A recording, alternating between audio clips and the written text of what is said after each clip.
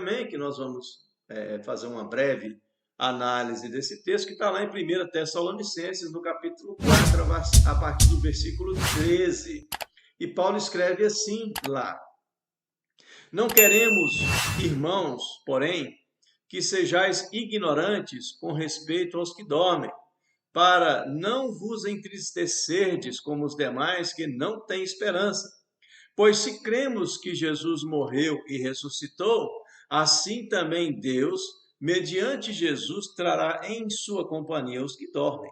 Ora, ainda vos declaramos por palavra do Senhor isto: nós, os vivos, os que ficarmos até a vinda do Senhor, de modo nenhum precederemos os que dormem. Porquanto o Senhor mesmo, dada a sua palavra de ordem, ouvida a voz do arcanjo e ressoada a trombeta de Deus, descerá dos céus, e os mortos em Cristo ressuscitarão primeiro. Depois nós, os vivos, os que ficarmos, seremos arrebatados juntamente com ele entre as nuvens para o encontro do Senhor nos ares, e assim estaremos para sempre com o Senhor. Consolai-vos, pois, uns aos outros com estas palavras. Bom, os defensores dessa ideologia, dessa tese, né, do sono da alma, eles vão olhar para esse texto e vão dizer: olha, está aqui, Paulo está falando daqueles que dormiram em Cristo. Eles estão dormindo, padre. Está claro no texto. Bom, será?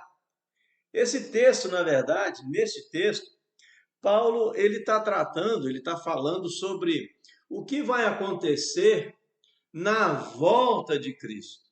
Então ele começa aqui usando um eufemismo. O que é isso? É uma palavra mais branda, para brandar algo mais pesado, né? Como a gente faz quando um parente de alguém morre, a gente fala: fulano faleceu, ele morreu. Falecer é sinônimo de morreu. Ah, o fulano foi promovido à glória, fulano encontrou-se com o Senhor. Isso tudo são termos que a gente utiliza para amenizar a situação da morte. E é isso que Paulo fala aqui. Tanto é que os que estão dormindo, na verdade, são os mortos, que no versículo 16, na continuidade, na esteira do texto, Paulo falando que esses que estão dormindo, na verdade, morreram. Ele diz aqui: portanto, o Senhor mesmo, dada a sua palavra de ordem, ouvida a voz do arcanjo e ressoada a trombeta dos céus, de Deus, descerá dos céus, e os mortos em Cristo ressuscitarão. Então, tá claro, se a gente olhar aqui no primeiro versículo, aqui no versículo 13, ele está falando daqueles que morreram em Cristo. Esses que morreram em Cristo ressuscitarão. Então ele usa a palavra dormir justamente como um eufemismo, uma forma de abrandar essa situação. Olha, irmãos, com relação àqueles irmãos que morreram em Cristo, eu não quero que vocês sejam ignorantes. Então, para não falar assim, ele falou: daqueles irmãos que dormiram em Cristo, eles dormiram no Senhor, mas quando Cristo voltar, os mortos ressuscitarão e nós seremos transformados. Então você percebe que o texto é claro. Essas pessoas que dormiram, na verdade, elas morreram. Elas morreram em Cristo. Agora, há um outro texto também, lá de Paulo, em 1 Coríntios, no capítulo 15, a partir do versículo 12, Paulo ele vai deixar isso claro, que essa relação de dormir e morte é a mesma coisa. Então, veja bem o que diz o texto, 1 Coríntios, capítulo 15. Ora, se é corrente pregar-se que Cristo ressuscitou dentre os mortos, como, pois, afirmam alguns dentre vós, de que não há ressurreição dos mortos? E se não há ressurreição dos mortos, Cristo então não ressuscitou.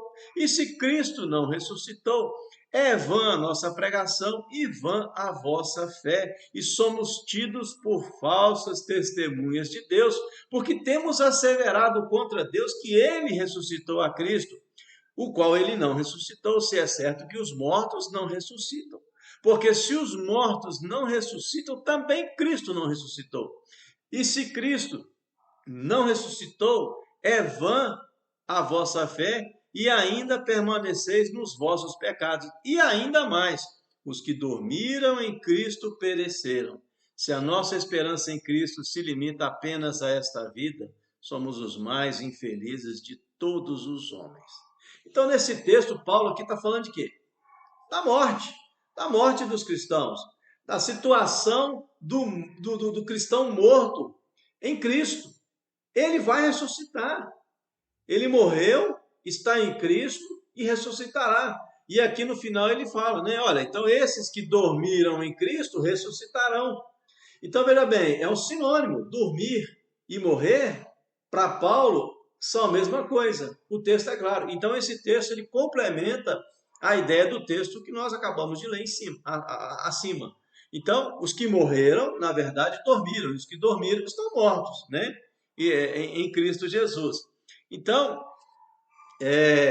fato é que ao morrer, a alma dessa pessoa ela não está inconsciente. E os termos que aparecem na Bíblia que falam de que o cristão está dormindo, que quando ele morre ele está dormindo, então está claro aqui que na verdade esse dormir não faz referência a que a pessoa esteja num estado de inconsciência. Ela está inerte, ela está sem saber o que está acontecendo. Não. Então, o morrer e dormir é a mesma coisa. Pessoal, mas e aí? Então, tudo bem. A pessoa, ela dormiu em Cristo, ela morreu em Cristo e vai ressuscitar. Mas o que acontece, então, depois que a gente morre? Até aí, então, você não me provou que a pessoa está consciente.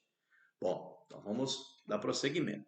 Lembra quando Jesus foi crucificado, o que a Bíblia nos ensina?